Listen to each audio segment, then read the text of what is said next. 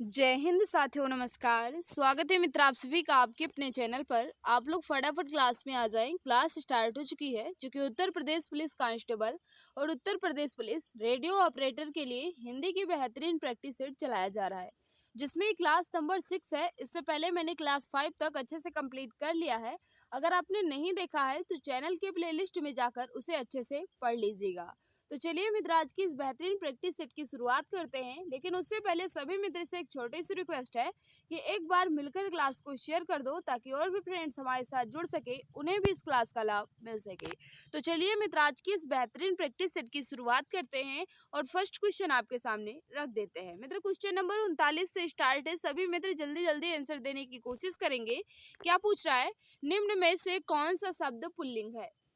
Pulling शब्द का चयन करना है। फटाफट बताएंगे मित्र। क्वेश्चन नंबर 39 का राइट आंसर क्या होगा?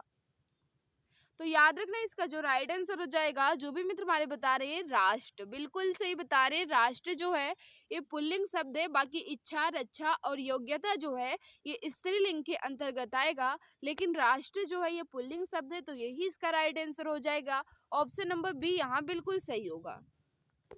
नेक्स्ट आपके सामने है, किस शब्द का प्रयोग सदा बहुवचन से होता है? किस शब्द का प्रयोग सदा बहुवचन से होता है, यह आपसे पूछ रहा है। क्वेश्चन नंबर 40 का बताएंगे राइट आंसर क्या होगा? तो याद रखना, प्राण शब्द का प्रयोग जो है यह सदा बहुवचन में ही होता है। तो राइट आंसर क्या हो जाएगा? Option number C. जो भी मित्र बता रहे हैं प्राण, बिल्कुल सही हो जाएगा। क्वेश्चन नंबर नेक्स्ट आपके सामने है, ने किस कारक का चिन्ह है? ने जो है ये किस कारक का चिन्ह है? क्वेश्चन नंबर 41 का बताएंगे राइट आंसर क्या होगा? तो जो भी मित्र हमारे बता रहे हैं बिल्कुल सही, कर्ता ने, यानी कर्ता कारक का चिन्ह है। ऑप्शन नंबर ये बिल्कुल सही होगा। जो भी भाई बहन हमारे बता रहे हैं कर्ता कारक का चिन्ह है ने, बिल्कुल सही हो जाएगा। नेक्स्ट आपके सामने निम्नलिखित में सर्वनाम है। सर्वनाम शब्द कौन सा है? फटाफट बता देंगे मित्र। क्वेश्चन नंबर 42 का राइट आंसर क्या होगा?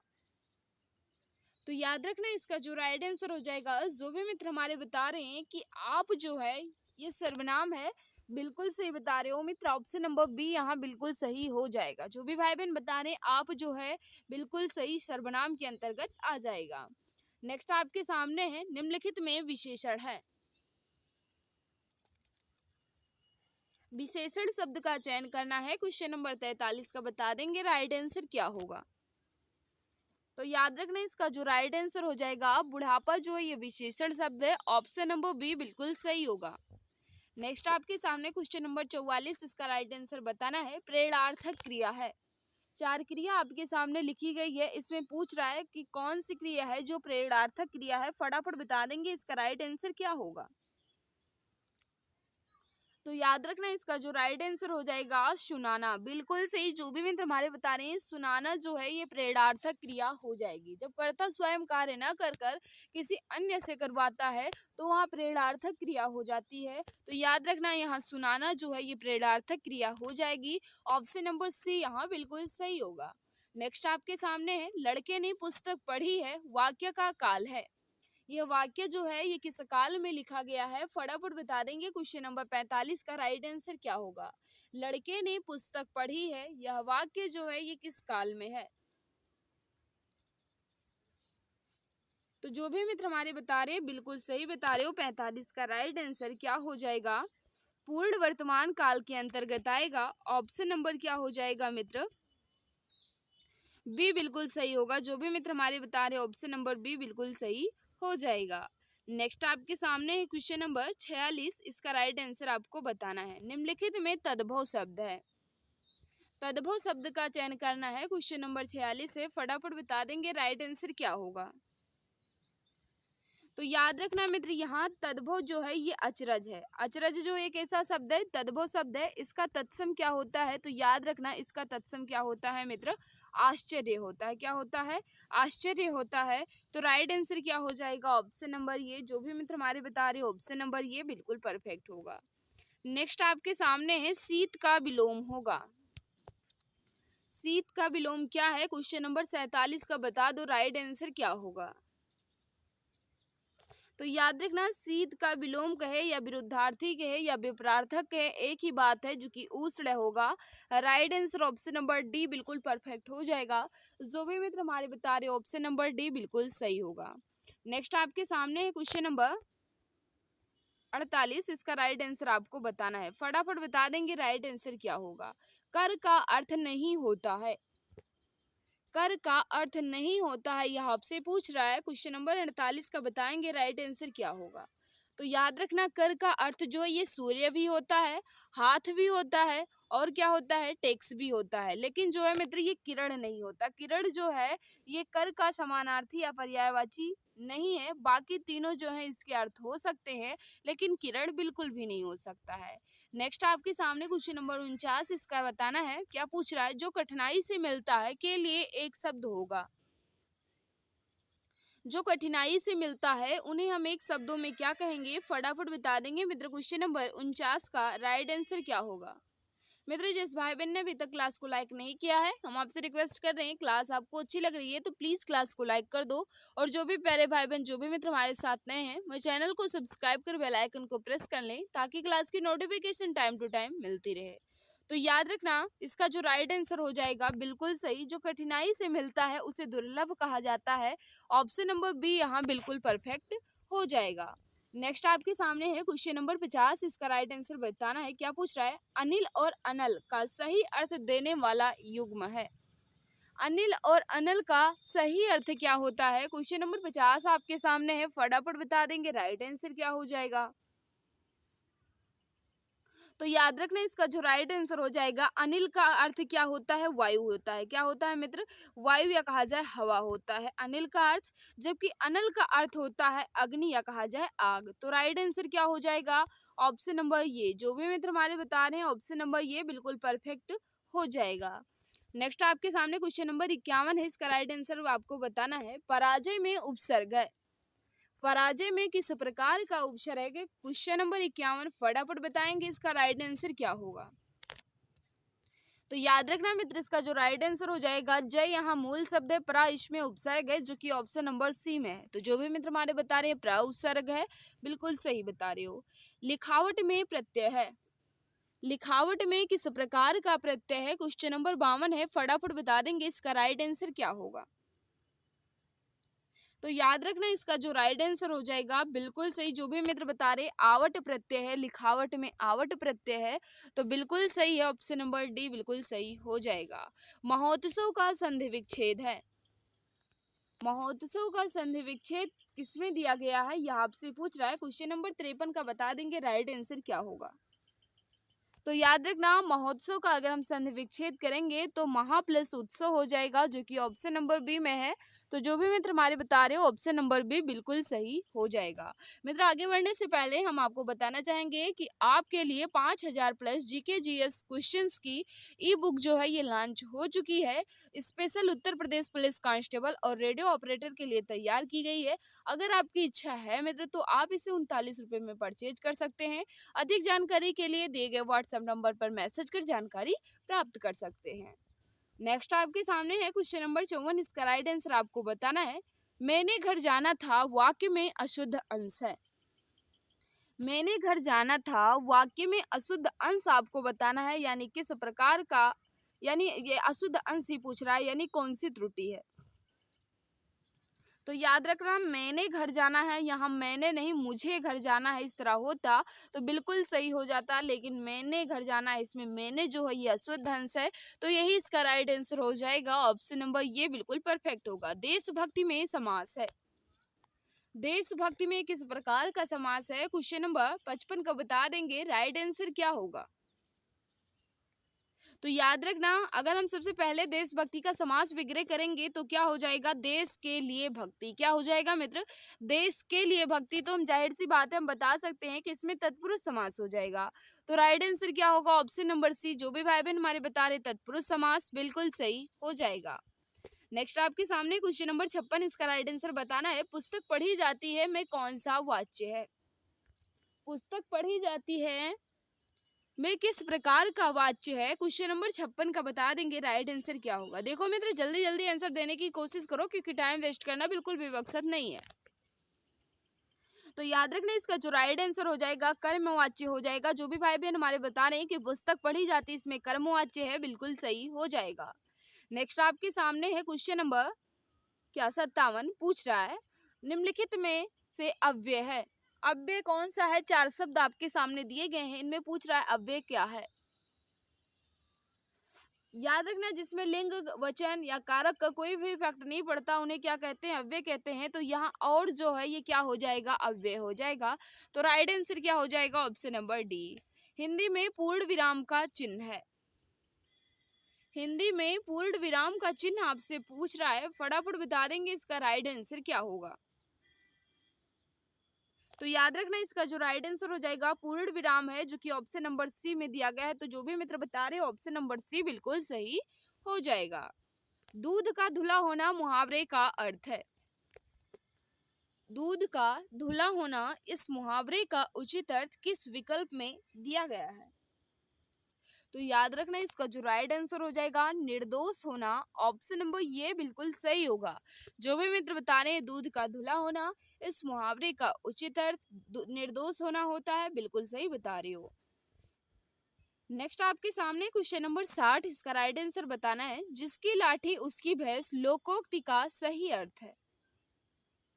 जिसकी लाठी उसकी भैंस, इस लोकोक्ति का उचित अर्थ क्या होगा? क्वेश्चन नंबर 60 है।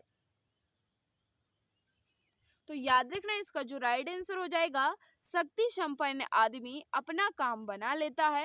राइट आंसर क्या हो जाएगा? बी बिल्कुल सही होगा। जो भी मित्र हमारे बता रहे ऑप्शन नंबर बी बिल्कुल सही हो जाएगा। नेक्स्ट आपके सामने वीर रस का अस्थाई भाव है। वीर रस का अस्थाई भाव कौन सा है? फटाफट बता देंगे क्वेश्चन नंबर 61 का।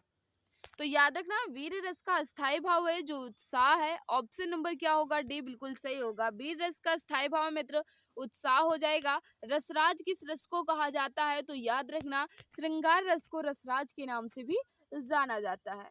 नेक्स्ट आपके सामने क्वेश्चन नंबर 62, इसका राइट आंसर बताना है। दोहे के प्रथम चरण में कितनी मात्राएं होती हैं? दोहे के प्रथम चरण में कितनी मात्राएं होती हैं? क्वेश्चन नंबर 62 आपके सामने, फटाफट बता देंगे राइट आंसर क्या होगा। तो याद रखना दोहे के प्रथम और तृतीय चरण में 13 मात्राएं होती हैं, जबकि दूसरे और चौथे चरण में 11 मात्राएं होती हैं।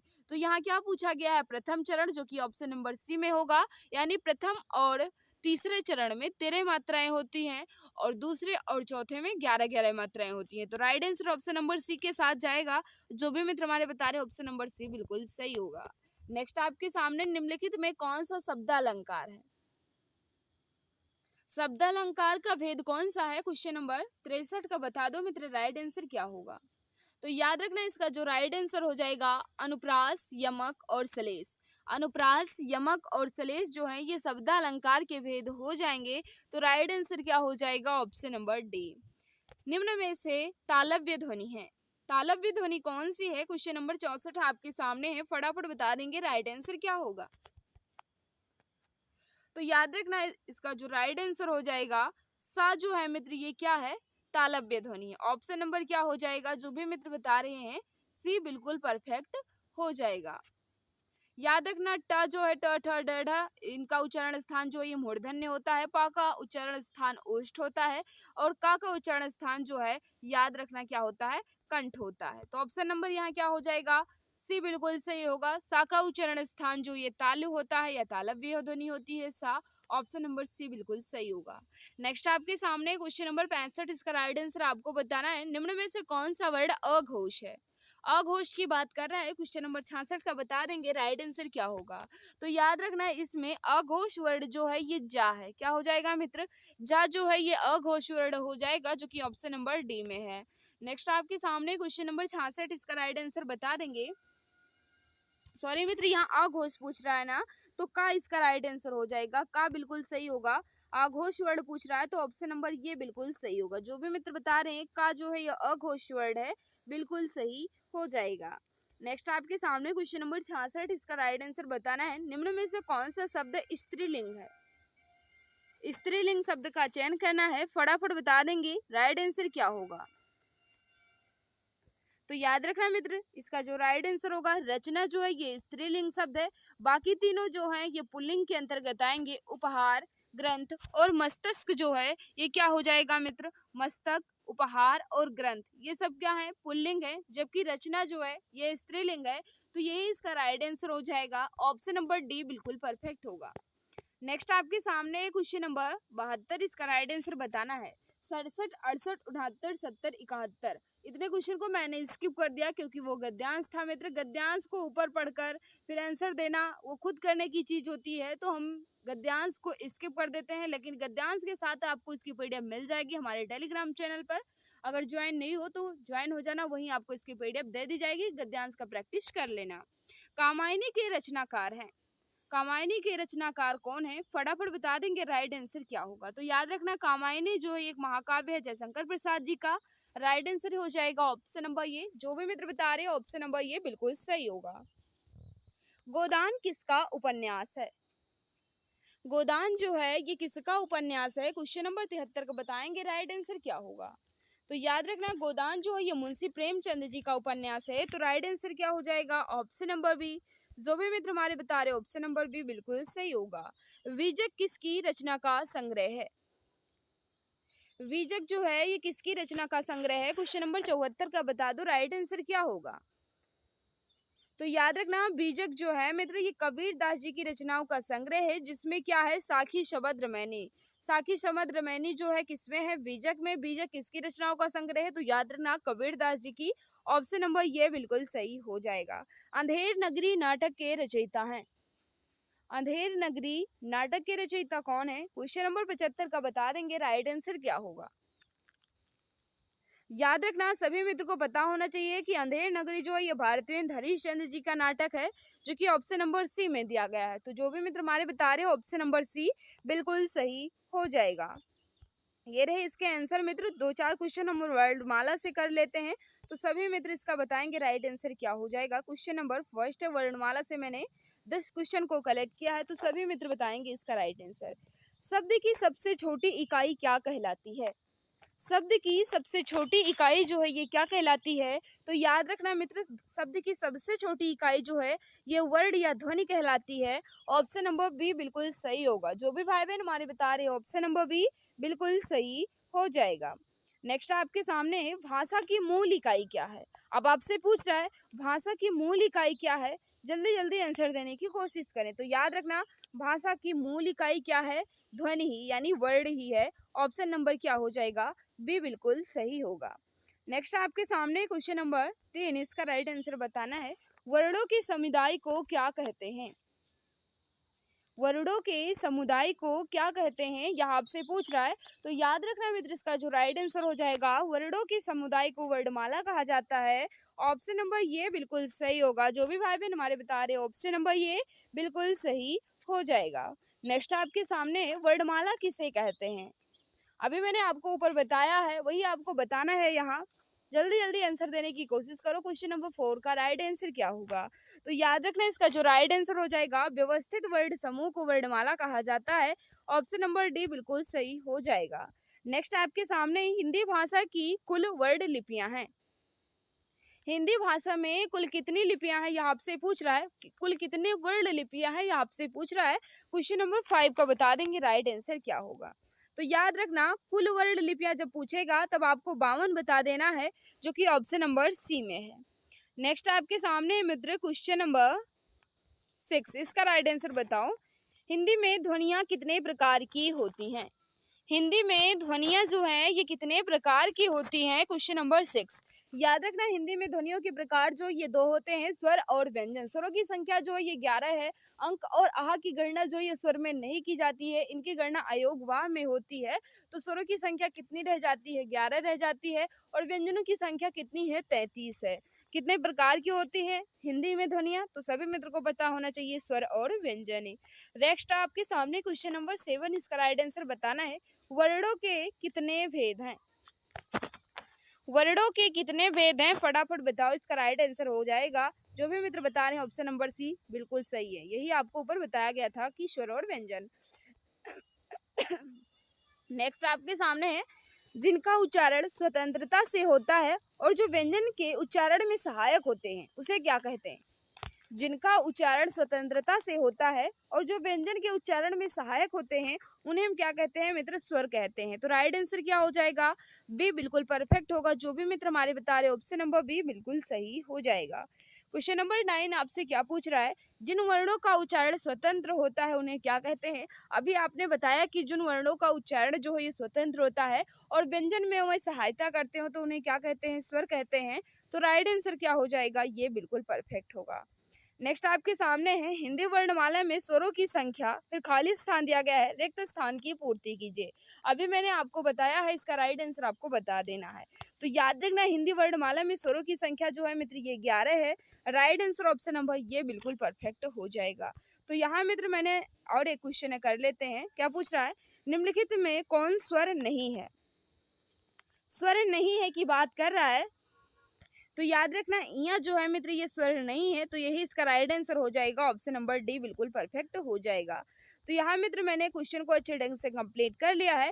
किसी क्वेश्चन में डाउट है तो आप बेझिझक कमेंट करके पूछ सकते हैं, मैं जवाब देने की पूरी कोशिश करूंगी। इसकी पीडीएफ कहाँ मिलेगी, तो हम आपको बता दें, इसकी पीडीएफ हमारे Telegram channel exam Guruji by Arvind sir पर मिल जाएगी, या आप हमारे व्हाट्सएप ग्रुप से जुड़े हैं, वहाँ भी आपको इसकी पीडीएफ दे दी जाएगी। आज के किसी क्वेश्चन में डाउट है तो आप बेझिझक कमेंट करके पूछ सकते हैं, मैं जवाब देने की कोशिश करूंगी। आज की क्लास जो है आपको कैसी लगी, अपना फीडबैक कमेंट में जरूर देना मित्र, क्योंकि आपके फीडबैक का मुझे इंतजार रहता है। क्लास कैसी भी लगी हो कमेंट में जरूर बताया करो। जिस भाई बहन ने अभी तक क्लास को लाइक नहीं किया है वह क्लास को लाइक कर देंगे। तो मित्र आज की इस क्लास में बस इतना ही। सभी को बाय बाय, सभी को नमस्कार, जय हिंद, जय भारत, वंदे मातरम।